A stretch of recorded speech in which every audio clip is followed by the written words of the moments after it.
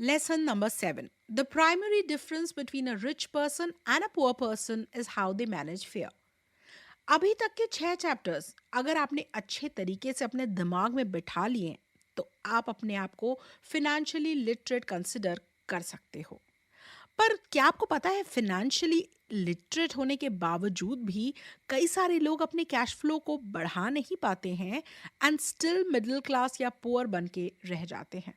अब ऐसा होने के 5 मेजर रीजंस हैं। पहला फियर, दूसरा सिनिसिज्म, तीसरा लेजीनेस, चौथा बैड हैबिट्स और पांचवा एरोगेंस।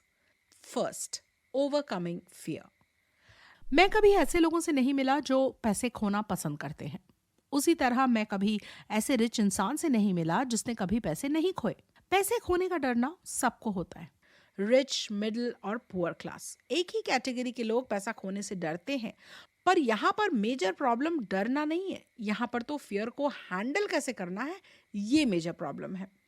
एक रिच एंड पुअर ने सबसे मेजर डिफरेंस यही है कि वो फियर को हैंडल कैसे करता है।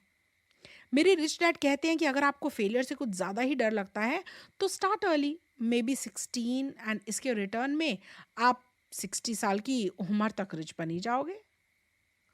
बट अगर आपकी एज 25 से 30 है तो मेरे रिच डैड कहते हैं कि आपको टेक्सन्स के जैसे सोचना होगा। टेक्सास एक बहुत ही बड़ा स्टेट है अमेरिका का और वहाँ के लोगों को टेक्सन्स कहा जाता है। टेक्सन्स जीतते भी बड़ा हैं और हारते भी बड़ा हैं। ज्यादातर लोग पैसे का गेम बड़ा सेफ खेलते हैं क्योंकि वो अपना पैसा लूज करने से डरते हैं। मैं हमेशा कहता हूँ, विनिंग ऑलवेज फॉलोज लूजिंग। जैसे आप बिना गिरे साइकिल नहीं सीख सकते, उसी तरह आप बिना गंवाए पैसे नहीं कमा सकते। उसी तरह अमीर लोग पैसा लूज करने से डरते नहीं है क्योंकि failure inspires winners and failures defeats losers. एक मेजर रीजन कि अमेरिका फिनेंशियली इतना स्ट्रगल इसलिए करती है क्योंकि लोग जाते हैं फिनेंशियल प्लानर्स के पास और अपने लिए एक लो रिस्क सेफ पोर्टफोलियो बनवा लेते हैं। बट ये एक विनिंग पोर्टफोलियो नहीं है, ये एक पोर्टफोलियो है जो आपको हराएगा नहीं। आपका पोर्टफोलियो ना स्टार्टिंग में बैलेंस नहीं होगा तो भी चलेगा। एडिसन स्टार्टिंग में बैलेंस नहीं थे, बिल गेट्स भी बैलेंस नहीं थे, रिचर्ड ब्रेंसन भी बैलेंस नहीं थे, डोनाल्ड ट्रंप भी बैलेंस नहीं थे। फिर भी आज ये लोग वेल्दियस्ट लोगों में आते हैं। क्यों? क्योंकि ये लोग फोकस्ड थे। पुअर और मिडिल क्लास क्या करते हैं? अपने थोड़े से एग्स बहुत सारे बास्केट में डाल देते हैं। और रिच लोग क्या करते हैं? अपने बहुत सारे एग्स थोड़े बास्केट में डालते हैं। हमेशा ये याद रखो, losers avoid failing, whereas winners accept failures and grow from them. Number 2, overcoming cynicism. सिनिसिस्ट उन लोगों को कहा जाता है जो हमेशा चीजों को नेगेटिवली परसीव करते हैं और जिन्हें कोई भी एक्शन लेने में बड़ा सेल्फ डाउट आता है, जिसकी वजह से ये कई सारी अच्छी अपॉर्चुनिटीज को रिजेक्ट कर देते हैं। मेरा एक फ्रेंड रिचर्ड मुझे और मेरी वाइफ को मिलने फिनेक्सी आया था। वो हमारे स्टॉक्स और रियल एस्टेट के इन्वेस्टमेंट को देखकर काफी इंप्रेस हो गया था। तभी फीनिक्स का रियल एस्टेट मार्केट काफी डाउन चल रहा था, इसलिए मैंने रिचर्ड को एडवाइस किया कि रियल एस्टेट में इन्वेस्ट कर दे। अब मैं कोई रियल एस्टेट एजेंट नहीं था, बट मैं सिर्फ अपने फ्रेंड की मदद करना चाह रहा था जिससे वो भी थोड़े पैसे कमा ले। तो मैंने एक एजेंट को कॉल किया और उसने रिचर्ड को एक $42,000 की एक घर की डील दी। अब इस घर की वैल्यू $65,000 थी, पर रिचर्ड को ये बार्गेन में मिल गया था। ये प्रॉपर्टी खरीद के रिचर्ड बॉस्टन चला गया। 2 हफ्ते बाद मुझे मेरे रियल एस्टेट एजेंट का कॉल आया और उसने कहा कि रिचर्ड अपने पैसे मांग रहा है। तो मैंने तुरंत रिचर्ड को फोन लगाया और उससे पूछा कि उसने ऐसा क्यों किया, जिसके रिस्पॉन्स में उसने कहा कि मेरे नेबर के साथ जब मैंने ये डील डिस्कस की तो उसने कहा कि ये डील बिल्कुल अच्छी नहीं है। जिसके रिस्पॉन्स में मैंने पूछा कि क्या वो बंदा इन्वेस्टर है? नहीं ना, तो उसकी बात क्यों सुन रहे हो? इस बात पर रिचर्ड को गुस्सा आ गया और उसने कहा कि मेरा नेबर है, मेरे बारे में गलत थोड़ी ना सोचेगा। ठीक 1 साल बाद फीनिक्स का मार्केट इंप्रूव हुआ और वो प्रॉपर्टी $95,000 में सेल हुई। सिमिलरली मैं और मेरा एक और फ्रेंड नेबरहुड में घूम रहे थे और वहां पे हमने देखा कि गैस का प्राइस बढ़ गया था और उसके साथ साथ ऑयल का प्राइस भी बढ़ रहा था। मेरे एक फ्रेंड ने ऑयल में शेयर्स बाय करने की एडवाइस भी दी थी। मेरा दूसरा फ्रेंड एक चिकन की तरह कॉप आउट कर गया और कहने लगा कि ये सब अफवाहें हैं। मेरे घर जाते ही मैंने अपने एडवाइस देने वाले फ्रेंड को मेरे घर इनवाइट किया और उसने मुझे आके चार्ट्स एंड स्टैटिस्टिक्स अच्छे से समझाए और बताया कि आने वाले टाइम में ऑयल का भाव क्यों बढ़ने वाला है। मैंने ये बात सुन के 65 सेंट्स के भाव पर 3000 शेयर्स खरीद लिए।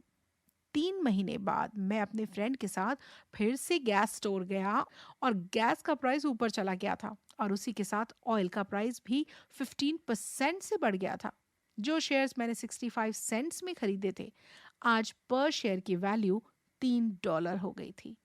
और एक क्लासिक एग्जाम्पल दूं तो केएफसी के ओनर कर्नल सैंडर्स 1009 बार रिजेक्ट हुए अपनी रेसिपी के लिए, पर जब उन्हें वो एक अपॉर्चुनिटी मिली तो उन्होंने वो ग्रैब कर ली। And at the age of 65 he became a millionaire. जिस एज पे आप लोग क्विट करते हैं, उस एज पे उन्होंने एक मल्टी मिलियन डॉलर बिजनेस खड़ा कर दिया।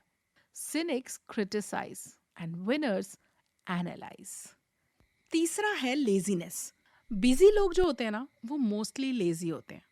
हम अक्सर बिजनेसमैन की स्टोरी सुनते हैं कि बिजनेसमैन दिन शुरू होने से लेकर रात तक ऑफिस में काम करते हैं ताकि वो और अमीर हो सकें। बट इस चक्कर में ना वो अपनी रिलेशनशिप्स को कॉम्प्रोमाइज कर देते हैं, अपनी फैमिली को इंपॉर्टेंस नहीं देते, and all that he is left with in the end is an empty house. जब उसकी वाइफ उसे छोड़कर चली जाती है, तब वो मेंटली स्टेबल नहीं रहता और फिर बिजनेस में लॉजिकल डिसीजंस लेने के बजाय इमोशनल होकर डिसीजंस लेता है और फिर नुकसान खाता है। हर कोई ना अपनी लाइफ में बिजी है। कोई पैसा कमाने में बिजी है, कोई हेल्थ बनाने में बिजी है, और कोई टीवी देखने में बिजी है, तो कोई अपने किड्स को संभालने में बिजी है। ये सारी चीज़ों में बिजी रहने में कोई प्रॉब्लम नहीं है, पर लोग बिजी रहने के बहाने अपनी एक्चुअल रियलिटी को नकार देते हैं। डीप डाउन उन्हें पता है कि उन्हें क्या करना चाहिए, पर वो अपने आप को नंब कर देते हैं बिजी होकर। मेरी मॉम ना अक्सर कहा करती थी कि लालच बुरी बला है और ग्रीडी लोग अच्छे नहीं होते। बट ऑनेस्टली बोलूँ ना, तो डीप डाउन हम सब लालची हैं कि हम सबको कुछ ना कुछ चाहिए। पर जब हम बहुत बिजी होते हैं, तो डिज़ायर्स कैसे पूरी करेंगे? क्योंकि चीज़ें अचीव करने के लिए तो भाई एफर्ट्स डालने पड़ते हैं, है ना? मेरे रिच डैड हमेशा कहा करते थे, आई कांट अफोर्ड इट। इस स्टेटमेंट को हाउ कैन आई अफोर्ड से रिप्लेस कर दो। सेकेंड स्टेटमेंट आपके ब्रेन को वर्क करने पे मजबूर कर देता है, वेयर एज फर्स्ट स्टेटमेंट आपकी सारी पॉसिबिलिटीज को शट डाउन कर देता है। तो मेरे और माइक के लिए एक सिंपल सा क्वेश्चन था, how can I never work again? And see, मेरे ब्रेन ने मुझे वेज प्रोवाइड किए मेरे गोल तक पहुंचने के लिए। अगर आपको लेजीनेस खत्म करनी है तो ग्रीडी बनो, और ये कॉन्सेप्ट हमेशा अपने दिमाग में रखो, WIFM, what is in their for me. जब भी आप सेल्फिश होकर अपने बारे में सोचोगे ना, जब आप विजुअलाइज करोगे कि कभी ना काम करने के बाद मेरी लाइफ कैसी होगी, तब आप क्या करोगे? तो आप ना ऑटोमेटिकली अपने लेजीनेस से हटकर अपने गोल्स पे काम कर पाओगे। वुल्फ ऑफ वॉल स्ट्रीट में माइकल डगलस ने कहा था, ग्रीड इज गुड। मेरे रिच डैड ने कहा था कि guilt is worse than greed. But I think Roosevelt ने ये चीज को सबसे अच्छे तरीके से स्टेटमेंट में कैप्चर किया। Best, do what you feel in your heart to be right, for you will be criticized anyways. Number 4, overcoming bad habits. मैं और मेरे कुछ फ्रेंड्स आर्नोल्ड की कोनान द बारबेरियन मूवी देखकर घर जा रहे थे। उतने में ही मेरे एक फ्रेंड ने कहा कि आर्नोल्ड की फिजिक बहुत अमेजिंग है। फिर दूसरे फ्रेंड ने कहा कि इंडीड इट इज़। तो फिर पहले फ्रेंड ने कहा कि सुना है वो पूरे दिन में एटलीस्ट एक बार तो हैवी वेट ट्रेनिंग करता ही है। उतनी देर में एक सिनिकल फ्रेंड था वहाँ। उसने कहा कि ये सब अफवाहें हैं, हमें थोड़ी ना पता कि वो क्या करता है, और उसकी बात करना बंद करो और चलो बियर पीने जाते हैं। मेरे हिसाब से इसे बैड हैबिट्स कहते हैं। मेरे रिच डैड को मैंने एक बार पूछा बैड हैबिट्स क्या होती हैं, तो उन्होंने मुझसे पूछा कि तुम्हारे डैड बिल्स कब पे करते हैं। तो मैंने कहा महीने की 1 तारीख को।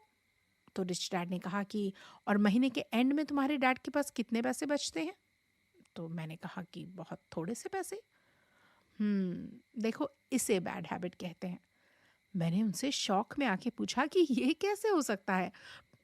मेरे डैड सिर्फ बिल्स क्लियर कर रहे हैं एंड गवर्नमेंट की तरफ अपनी ड्यूटीज फुलफिल कर रहे हैं, आप बिल्स नहीं भरते? तो रिच डैड ने कहा कि ऑफ कोर्स भरता हूँ, पर अपने आप को पे करने के बाद। आई पे माई सेल्फ फर्स्ट। मतलब आपको क्रेडिटर्स की चिंता नहीं है? है ना? बट मैं अपने आप को बहुत ज़्यादा वैल्यू करता हूँ। एग्ज़ाम्पल के लिए अगर तुम्हारे डैड क्रेडिटर्स को पे नहीं करेंगे तो क्या होगा? मैंने कहा कि मेरे डैड के ऊपर क्रेडिटर्स चिल्लाएँगे और उन पे प्रेशर बनाएँगे। राइट। बट अगर वो अपने आप को पे नहीं करेंगे तो कोई उन्हें बोलने वाला नहीं है, राइट? इसलिए वो अपने आप को पे करने की बात को सीरियसली नहीं लेते। जब मैं अपने आप को फर्स्ट हैंड पे करता हूँ तो क्रेडिटर्स को पे करने के प्रेशर से मेरा ब्रेन नए कमाने के तरीके ढूंढ पाता है। किसी दिन मैं क्रेडिटर्स को पे ना कर पाऊँ तो समझ जाना कि मेरे दिमाग में जो प्रेशर होगा मुझे और एवेन्यूज ढूंढने में हेल्प करेगा। सो पे योर सेल्फ फर्स्ट, या तो फिर जिंदगी भर धक्के खाते रहो। Number 5, overcoming arrogance. जो चीज़ें मुझे पता हैं वो मुझे पैसा कमा के देती हैं, और जो चीज़ें मुझे नहीं पता वो मुझे पैसा गंवा कर देती हैं। जब भी लाइफ में एरोगेंट हुआ हूँ, मैंने अपना बहुत नुकसान किया है। क्योंकि जब मुझे कोई चीज़ पता नहीं होती, मैं किसी से सीखता नहीं हूँ, और एरोगेंट होके सोचता हूँ कि मैं किसी से नहीं सीखूंगा। अगर आपको किसी चीज़ के बारे में पता नहीं है तो दिक्कत वाली क्या बात है? बस अपने थोड़े से इग्नोरेंस को हटाना है और सामने वाले से सीखना है। खुद से रियलाइज करो कि हाँ, मुझे ये चीज़ नहीं आती और मैं इसको सीखूंगा। पर जब आप एरोगेंट होके सोचोगे तो आप कभी भी सीखने की कोशिश नहीं करोगे।